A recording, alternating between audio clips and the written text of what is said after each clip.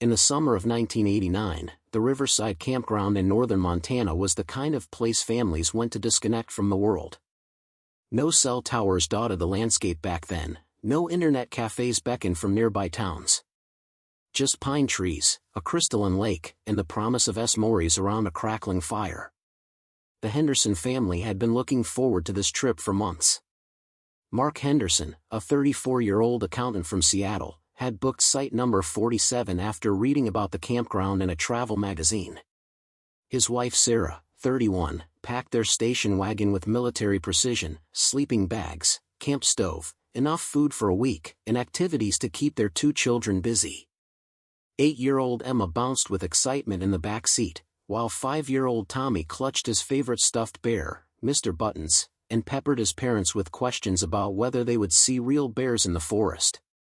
The drive took them through winding mountain roads, past roadside diners that looked frozen in time, and through small towns where old men sat on porch swings, watching the world go by at the speed of summer. When they finally arrived at Riverside Campground on Friday evening, July 14th, the sun was painting the sky in shades of amber and rose. Camp host Jerry Mullins greeted them at the entrance. He was a weathered man in his 60s, with calloused hands and eyes that had seen decades of campers come and go. His logbook showed their reservation clearly: Henderson family, 4 people, Site 47, Friday through Monday checkout. Jerry remembered them because Emma had asked him if the lake had any scary fish in it, and he had chuckled while assuring her that the trout were more afraid of her than she was of them. Site 47 sat in a grove of towering pines, about 50 yards from the main campground loop. It offered privacy while still being close enough to the facilities that Sarah felt comfortable letting the children use the restrooms without an escort. The Hendersons set up their large blue tent with practiced efficiency, Mark hammering stakes while Sarah organized their gear. Emma and Tommy explored the immediate area, collecting pine cones and smooth lake stones.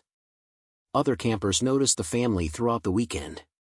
The Kowalski family, camping 2 sites over, remembered Sarah chatting with Mrs. Kowalski about how refreshing it was to have the children play outdoors instead of watching television. The teenage counselors from Camp Wildwood, occupying sites 12 through 15, recalled Tommy toddling over to their fire on Saturday night, drawn by their ghost stories and guitar music. Mark had apologized and carried his sleepy son back to their tent. Saturday passed in a blur of typical camping activities. The family hiked the Pine Ridge Trail, where they encountered a friendly park ranger named David Chin who warned them about a mother bear with cubs spotted near the upper meadows. They spent the afternoon at the lake, where Emma learned to skip stones while Tommy built elaborate sand castles at the water's edge. That evening, they cooked hot dogs over their fire and played card games by lantern light. Sunday morning brought the kind of perfect weather that makes camping magical. A light mist hung over the lake, and the air smelled of pine needles and wood smoke from a dozen morning fires. Several campers reported seeing the Henderson family eating breakfast around 8 a.m. The Kowalski children waved to Emma and Tommy from across the loop road. But something happened between Sunday morning and Monday dawn.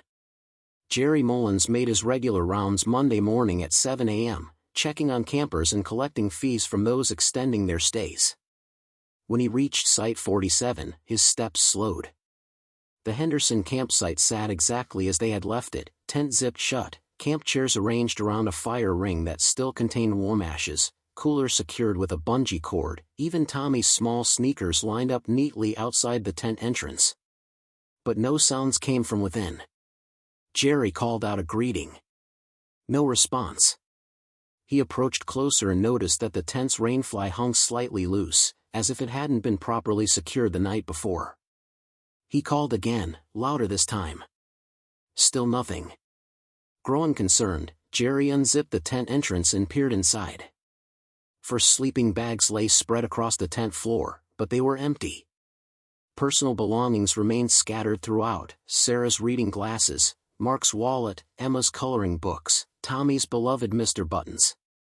It looked as if the family had simply vanished while sleeping. Jerry immediately drove to the nearest phone, 20 miles away in the town of Pine Creek, and called the sheriff's department. Deputy Sheriff Margaret Walsh arrived within 2 hours, followed by a search team from the county emergency services. The investigation that followed would become one of Montana's most baffling missing persons cases. The crime scene, if it could be called that, yielded few clues. The tent showed no signs of struggle. No tears in the fabric, no disturbed ground around the perimeter.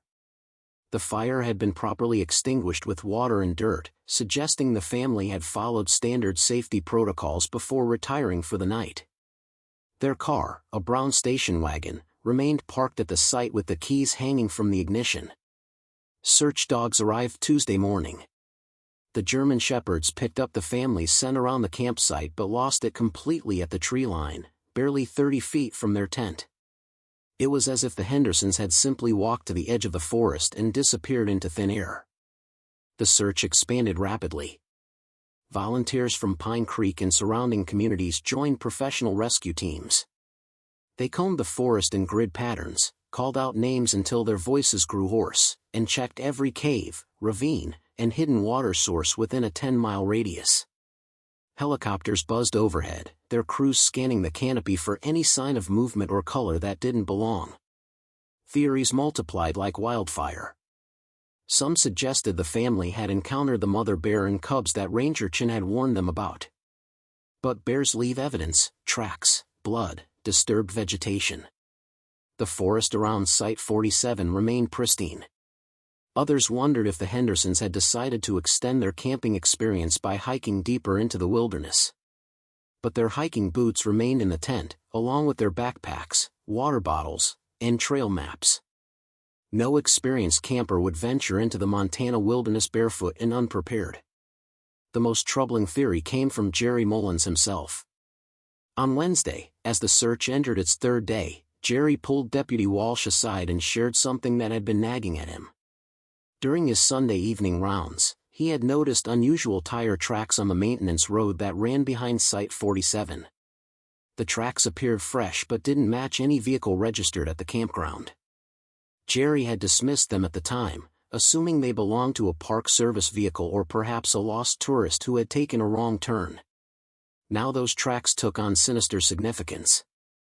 Deputy Walsh called in the state police, who brought sophisticated tracking equipment and investigative expertise. They made plaster casts of the tire tracks and determined they belonged to a heavy-duty pickup truck, possibly a Ford F-250 or similar vehicle.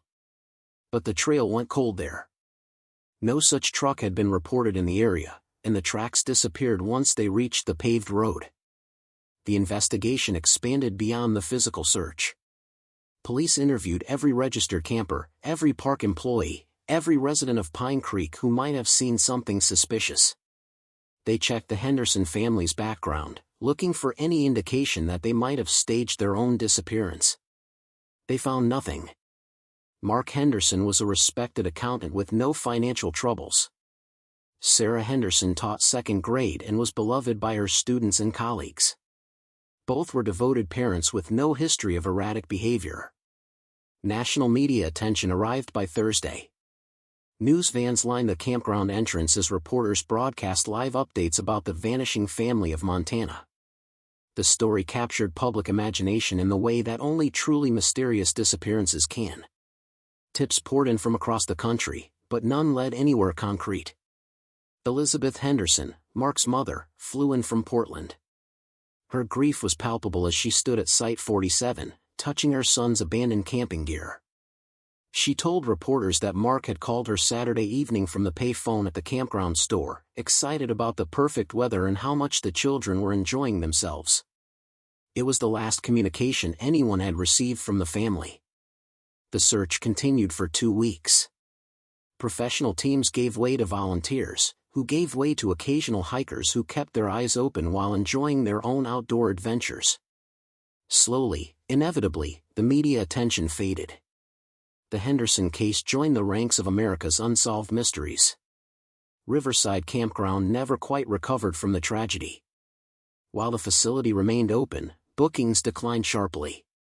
Many families found the idea of camping where another family had simply vanished too unsettling. Site 47 was eventually removed from the reservation system entirely, though the fire ring and picnic table remained as silent monuments to that July night in 1989. Years passed. The Henderson case file gathered dust in the sheriff's department. Jerry Mullins retired in 1995 and moved to Arizona, but he never stopped wondering what had happened to that nice family with the excited little girl and the shy boy who loved his teddy bear. Deputy Walsh, later Sheriff Walsh, kept the case active but acknowledged that without new evidence, there was little more they could do. The campground changed hands several times. By 2010, it was showing its aging facilities, outdated electrical systems, and a reputation that made it difficult to attract visitors. The Forest Service considered closing it permanently. Then, in 2024, everything changed. Pinnacle Development Corporation, a company specializing in eco-friendly resort properties, purchased Riverside Campground with plans to transform it into a luxury glamping destination. Their vision included upgraded utilities, gourmet camping experiences, and accommodations that would attract urban professionals seeking authentic but comfortable outdoor experiences. The renovation project began in March 2024. Heavy machinery arrived to update water and electrical systems, requiring extensive excavation throughout the property. Site 47, abandoned but not forgotten, lay directly in the path of planned improvements. On a crisp morning in early May, excavation supervisor Carlos Ruiz was operating a backhoe near the old Henderson campsite when his bucket struck something that shouldn't have been there. The distinctive scrape of metal against metal echoed through the pine trees, followed by the hollow thud of shifting earth. Carlos shut down the machine and climbed out to investigate. Where his bucket had carved into the ground, he could see the corner of something blue, fabric that looked remarkably well preserved for having been buried in forest soil. His heart began to race as understanding dawned. The Riverside Campground mystery was about to take an impossible turn. Carlos called his supervisor immediately. Work stopped across the entire site as the implications sank in. Within hours, the property was again crawling with law enforcement officials, though many of the faces were new. Sheriff Walsh had retired 5 years earlier, but she drove up from her home in Billings when she heard the news.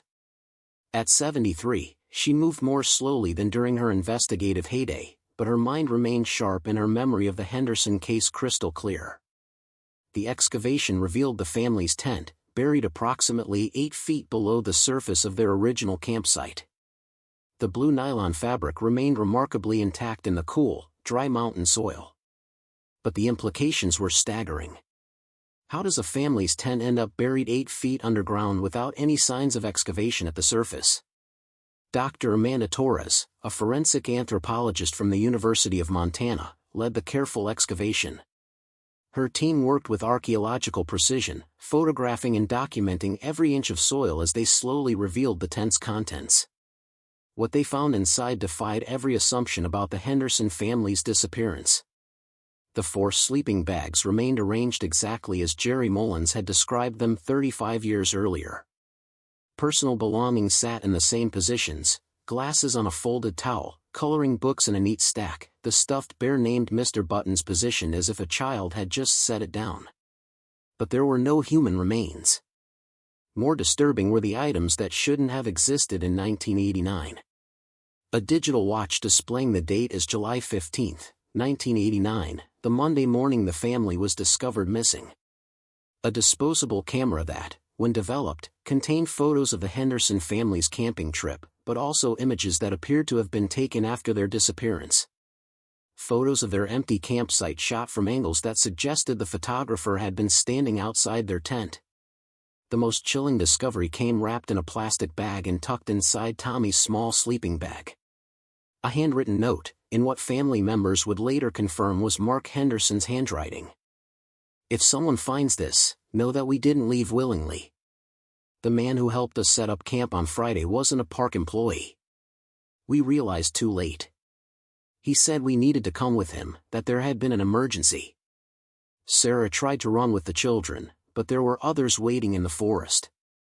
"They told us we were going to a safer place. They lied. Emma keeps asking when we can go home. I don't know how to tell her that I don't think we ever will. If you find this note, look for the blue truck with the camping supply logo on the side." The man said his name was Peterson, but I saw his real name on some papers that fell from his pocket. Robert Kelly. He knew things about our family that a stranger shouldn't know. He knew Emma's favorite color was purple. He knew Tommy called his bear Mr. Buttons. Someone had been watching us before we ever arrived at this campground. Tell our families we love them. Tell them we tried to come home. The note was dated July 15, 1989, written after the family had officially vanished. Sheriff Martinez, Sheriff Walsh's successor, immediately ran the name Robert Kelly through every database available. They found 17 Robert Kellys in Montana state records, but only one had connections to the camping industry. Robert James Kelly had owned a camping supplies store in Kalispell from 1987 to 1991. The business had closed abruptly when Kelly disappeared, owing substantial debts to suppliers and employees. Further investigation revealed that Kelly had been questioned in connection with 2 other missing persons cases in the late 1980s, but he had never been charged. Both cases involved families who had vanished while camping in remote locations. Both cases remained unsolved. The digital watch presented another puzzle. Forensic examination confirmed it was authentic 1980s technology, not a modern reproduction. But it had continued running for 35 years underground, which should have been impossible given battery technology of the era. The watch's internal components showed signs of modification, with additional circuits that served no apparent purpose. Dr. Torres expanded the excavation, searching for any other anomalies in the soil around the buried tent. 20 feet from the original site, her team uncovered a second disturbing find, a cache of surveillance equipment buried at the same depth as the tent. Long-range cameras with telephoto lenses, audio recording devices, and monitoring equipment that appeared decades ahead of 1980s consumer technology. The equipment bore no manufacturer's markings, but several components contained etched serial numbers that led to a defunct electronics company based in Nevada. Corporate records showed the company had government contracts for developing surveillance technology, but the specific nature of their work remained classified. As word of the discoveries spread, other pieces of the puzzle began falling into place. A retired park ranger from Glacier National Park came forward with information about Robert Kelly. In 1988, Kelly had approached the Park Service about conducting wildlife behavioral studies that would require monitoring camping families without their knowledge. The ranger had denied the request and filed a report about Kelly's suspicious behavior, but the report had been lost in a bureaucratic shuffle. A former employee of Kelly's camping supplies store contacted investigators with even more disturbing information. The employee, now in his 70s, had been troubled for decades by odd practices at the store. Kelly had maintained detailed files on customers, including family photos, children's names, and camping preferences. The employee had assumed it was for marketing purposes, but Kelly had shown unusual interest in families planning trips to remote locations. The employee also remembered Kelly's sudden departure in 1991. One day Kelly had been there as usual, obsessively organizing his customer files. The next day, the store was empty except for a hastily written note taped to the cash register, "Emergency family matter." Store closed indefinitely. Kelly had never returned, and employees had never received their final paychecks. Federal authorities joined the investigation when the surveillance equipment's government connections became apparent. Agent Patricia Vance from the FBI's Behavioral Analysis Unit reviewed the evidence and concluded that the Henderson family had likely been targeted by an organized operation that went far beyond simple kidnapping. The burial of the tent and surveillance equipment 8 feet underground suggested access to heavy excavation machinery and detailed knowledge of soil composition and preservation techniques. The modified electronic devices indicated technological resources not available to typical criminals. The detailed surveillance of the family before their camping trip revealed long-term planning and significant financial resources. Agent Vance's theory was that the Henderson family had become subjects in some form of unauthorized psychological or behavioral experiment. The remote location, the detailed pre-surveillance, and the sophisticated monitoring equipment all supported this conclusion. But the ultimate purpose of such an experiment remained unclear. The investigation faced a significant obstacle: nearly everyone connected to the original case was dead or untraceable. Robert Kelly had vanished without a trace 33 years earlier. His camping supplies store had burned down mysteriously in 1995, destroying any remaining customer records. The Nevada Electronics Company had been dissolved in 1992, with all personnel records sealed under national security provisions. Dr. Torres made one final discovery that cast the entire case in an even stranger light. While documenting the excavation site, her team found evidence of previous disturbance in the soil layers above the buried tent. Analysis suggested the ground had been excavated and refilled at least twice since 1989, with the most recent disturbance occurring sometime in the mid-2000s. This meant someone had returned to the site multiple times over the decades, potentially to add or remove evidence. The surveillance equipment cache showed signs of being accessed and updated with more modern components, even though it remained buried. Someone had maintained this underground installation for years after the Henderson family's disappearance. The case took an unexpected turn when investigators received an anonymous package containing additional surveillance footage of the Henderson family. The package bore no return address and had been processed through multiple postal facilities, making it impossible to trace. Inside was a single DVD labeled Final Documentation, July 1989. The footage showed the Henderson family's final evening at the campground with disturbing clarity. High-definition cameras had recorded their every movement from multiple angles, eating dinner, telling stories around the fire, putting the children to bed. The quality was far beyond what consumer technology could achieve in 1989. But the most unsettling aspect of the footage was its perspective. The cameras had been positioned close to the family's campsite, some apparently mounted in nearby trees, others at ground level. No one in the Henderson family showed any awareness of being watched. The children played naturally, the parents relaxed and laughed, completely unaware that their every gesture was being documented. The final moments of footage showed the family entering their tent for the night around 10 p.m. on July 14. The timestamp read 22 hours 3 minutes and 47 seconds. Then the video cut to static. When the footage resumed, the timestamp showed 6 hours 15 minutes and 22 seconds on July 15, just as Jerry Mullins would have been beginning his morning rounds.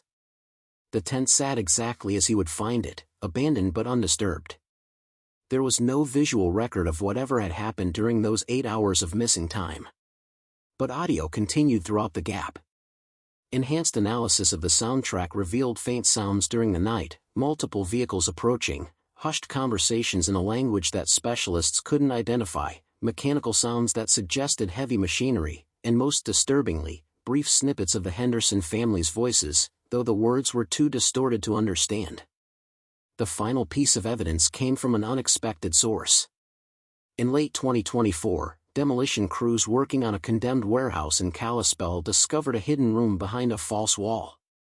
The room contained dozens of files related to missing persons cases from the 1980s and 1990s, including a thick folder labeled Henderson Family Phase 3 Complete. The files revealed the scope of what investigators now believed was a large-scale operation targeting families across the American West. At least 12 families had disappeared under similar circumstances between 1985 and 1995. All had been camping in remote locations, all had vanished without trace, and all had been subjects of pre-surveillance documented in the files. The Henderson file contained hundreds of photographs taken weeks before their camping trip.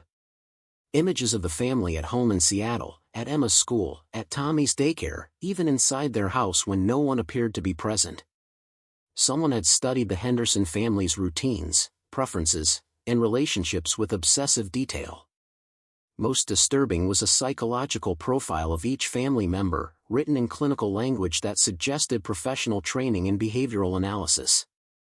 The profile noted Mark's protective instincts, Sarah's trust in authority figures, Emma's curiosity, and Tommy's attachment to his stuffed bear. It read like a manual for manipulation. The final document in the file was a summary report that chilled investigators to the bone. It described the Henderson family's extraction and relocation as successful, noting that subjects adapted well to controlled environment and data collection exceeded expectations. The report was signed with the initials RK and dated December 1989, 5 months after the family's disappearance. But the most shocking revelation came in the report's final paragraph: Phase 4 preparation underway. Henderson subjects have provided valuable data on family unit adaptation under controlled stress. Recommend expansion to larger population sample. New Mexico site selection confirmed for 1990 operations. The implications were staggering. The Henderson family hadn't simply been murdered or kidnapped, they had been part of an ongoing experiment that had continued for months after their disappearance. And they were just one family among many. Agent Vance coordinated with law enforcement agencies across the Southwest to investigate the New Mexico connection. They found evidence of similar disappearances continuing into the 1990s, all following the same pattern: detailed pre-surveillance, remote locations, families vanishing without trace, and burial sites that showed signs of ongoing maintenance and monitoring. The trail led to a network of abandoned facilities across Nevada, Utah, and New Mexico. Most had been constructed in the 1980s as part of classified government research programs, then quietly decommissioned when political winds shifted. But evidence suggested that some personnel had continued operations independently, using the skills and resources they had developed under official sanction. Dr. Torres made a final, devastating discovery during her analysis of the Henderson tent burial site. Beneath the surveillance equipment cache, her team found a concrete chamber that had been carefully sealed with specialized compounds designed to preserve contents for decades. Inside the chamber were personal effects from multiple families: wedding rings, children's toys, identification documents, all carefully labeled and cataloged. Among these items were belongings that clearly came from the other families mentioned in the Kalispell files. A child's baseball glove labeled Morrison Family, Colorado 1987. A woman's jewelry labeled Chong Family, Utah 1991. A man's watch labeled Rodriguez Family, Arizona 1993. The chamber represented a trophy collection spanning nearly a decade of operations. But it also suggested something more disturbing: evidence that at least some of the missing families had survived their initial disappearance long enough for their captors to collect these deeply personal items. The investigation reached its climax when forensic accountants traced the funding sources for the operation. Financial records hidden in the Kalispell warehouse showed payments from a series of shell companies that ultimately connected to a private research foundation with ties to pharmaceutical and defense industries. The foundation had been conducting unauthorized human behavioral experiments under the cover of wilderness research programs. The scope of the conspiracy was breathtaking. Over 15 years, the operation had targeted more than 30 families across the American West. The families had been selected based on specific criteria: intact family units with children, middle-class backgrounds, no extensive family networks that would generate sustained pressure for investigation, and camping experience that would make wilderness disappearances plausible. Each family had been subjected to months of covert surveillance before being approached by operatives posing as helpful strangers, park employees, fellow campers, or outdoor equipment vendors. The families were then isolated in remote locations where they could be taken without witnesses and transported to secure facilities for observation and experimentation. The exact nature of the experiments remained unclear, as most documentation had been destroyed when the operation was terminated in the mid-1990s. But surviving fragments suggested research into family dynamics under extreme stress, psychological manipulation techniques, and behavioral modification protocols that would later be applied in military and intelligence contexts. Robert Kelly, it emerged, had been one of several field operatives responsible for target identification and initial contact. His camping supplies store had been a perfect cover for gathering information about families planning wilderness trips. Other operatives had worked as park rangers, campground hosts, and outdoor tour guides. The operation's termination appeared to have been sudden and comprehensive. By 1995, all known facilities had been abandoned, personnel had scattered or disappeared, and evidence had been systematically destroyed. The only reason investigators were able to piece together the scope of the conspiracy was that Robert Kelly had apparently kept detailed personal records, either as insurance or from compulsive documentation habits. But questions remained. Where were the families now? Had they been released after the experiments concluded? Had they been relocated with new identities? Or had they met darker fates when their usefulness ended? Agent Vance's team found partial answers in the final cache of documents discovered at an abandoned facility in the Nevada desert. Medical records showed that at least some families had survived in captivity for years, with detailed documentation of their psychological and physical conditions. Children had been separated from parents for socialization studies. Families had been reunited and separated repeatedly to study bonding and trauma responses. The records ended abruptly in 1994, with a final notation that all subjects had been transferred to long-term care facilities. But no such facilities were identified, and the transfer documentation had been redacted beyond recognition.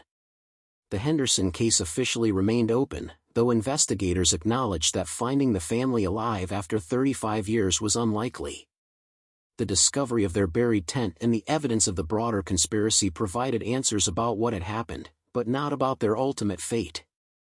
Elizabeth Henderson, now in her 80s, traveled to Montana when the tent was discovered. Standing at the excavation site where her son's family had been taken, she told reporters that while she grieved for the granddaughter and grandson she had never truly known, she found some peace in finally understanding that her family hadn't simply wandered into the wilderness and died. They had been victims of something far more sinister, but they had also been brave enough to leave evidence that eventually exposed the truth. The Riverside campground was never developed into the luxury resort that Pinnacle Development had envisioned.